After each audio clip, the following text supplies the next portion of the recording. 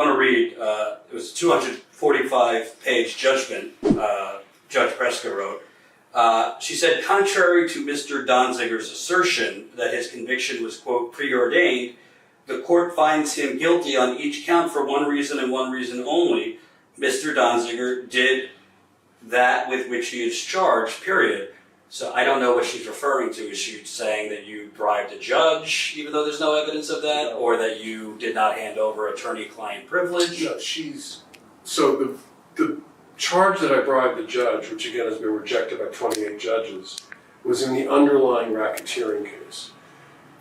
The case where I faced prison is a contempt case that grew out of that as a way for Chevron, I think, to disable my ability to be an advocate, have me locked up because I was working in a way that posed huge risk to them. So when Judge Preska says that, I mean, I just disagree. I didn't turn over my computer and cell phone because I owed the privilege to my client. I had an ethical duty not to turn it over. And ultimately I've been exonerated on that or vindicated on that by the Court of Appeals. So there's never been a lawyer in U.S. history ever charged with criminal contempt of court for appealing what is a civil discovery order, which is what that was. Why am I the first? Why am I the first lawyer charged with a misdemeanor ever locked up pre-trial? Why am I the first lawyer charged with a misdemeanor ever facing prison?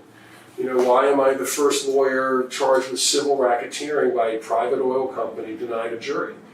Why am I the first person where the evidence against him is someone who's paid millions and millions of dollars? I've never seen a witness paid millions of dollars, paid anything. You can't pay witnesses in a rule of law country. So there's all these firsts that are very disturbing, and I believe what's really happening is Chevron and its lawyers, with the help of Judge Kaplan, are really tricking up the judicial system, abusing their power as a way to target me in retaliation for the fact I helped indigenous peoples in Ecuador win a big pollution judgment against Chevron. Right. And I want to point out, totally different case, but I think it has parallels. I mean, there's been a Flint water criminal case going on now 5 years. There was an original special prosecutor. That team was removed by the current Michigan Attorney General. But currently speaking, they charged the former governor of Michigan, Rick Snyder, with a misdemeanor. That's a whole other story. But the former governor's lawyers, army of lawyers, have basically made the criminal case, put the criminal case at a standstill because they have alleged that the prosecution against the governor has illegally, basically, obtained and used attorney-client privilege. So a judge in the case has basically stopped it to comb back through whether the prosecution has used attorney-client privilege. So in that case, at least, which is pretty high profile, I mean, a community was poisoned here.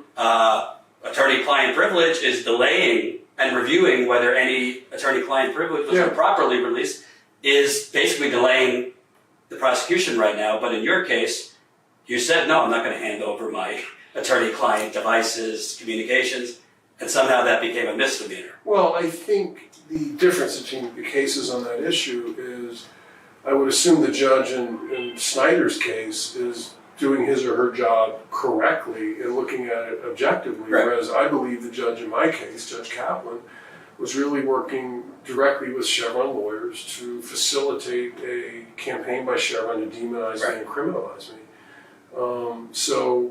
Judge Kaplan had very little, if any, regard for the privileges held by the people of Ecuador. I believe the indigenous peoples of Ecuador, these are privileges held by them. Right. And I owe an ethical duty to them to protect them, to protect their privileges. He didn't have any regard for the people of Ecuador at all. Yeah, and I was pointing out by that comparison that in law, and I'm a lawyer, attorney-client privilege is sacrosanct. It's sacrosanct. It's supposed to be protected. So here in one high-profile case, at least the judge, I mean, I think he should be convicted and then some, the governor, but at least they are going through it because that's one of the highest tenets in law. Well, yeah. So I don't know why yours is different. No matter how abominable the accused is, and obviously Governor Snyder, I think that in your reporting exposed these awful things that were done under his watch to the people of Flint. People have due process rights in a rule of law country, including the United States. And you know, I'm not commenting on anything other than the fact that when one is accused, he or she should have the protection of the law to put forth a case and to protect confidentiality and in the case of a lawyer, attorney-client privilege. I never had that. Right. That did not happen in my case because I think Judge Kaplan acted more like a prosecutor than a judge. And I want to ask you, because in her 245-page judgment, she also used the phrase that it's time for you to pay the piper, which, I don't know. I mean, I was going crazy during COVID, being in a tight New York City apartment, but at least I could go out and take a walk. So she's saying, you need to pay the piper, yet you've been, in my view, a corporate prisoner for over 2 years. In most cases, at sentencing, you'd get time served, maybe be released on probation or something. So why do you think it seems very not legal driven, but personal driven I think by Judge Preska against you? Yeah, so Judge Preska is a leader of the Federalist Society funded by Chevron. She has a history of almost always siding with corporate interests in her decisions. You know, time to pay the piper is frankly not a professional way to write up a decision. But if she wants to use that language, I'll say obviously I paid the piper. I mean, I've been here now for 2 years and 2 months, when the longest sentence is 90 days. So what does she need time to pay the piper? The piper's been paid 9 times over in my case, and I should be released immediately to pursue an appeal where I believe her decision. I believe there's a very good chance her conviction of me, again without a jury, where she wouldn't let me defend myself, wouldn't even let me get on the stand to tell my story. I believe that there's a very good chance that will be overturned. So piper's been paid. I'm not guilty. Let's move on with it and stop the charade of using the excuse of this case. You know, again, I'm the first lawyer ever charged criminally with challenging a civil discovery order, use this case to retaliate against me on behalf of Chevron, which is obviously what's happening.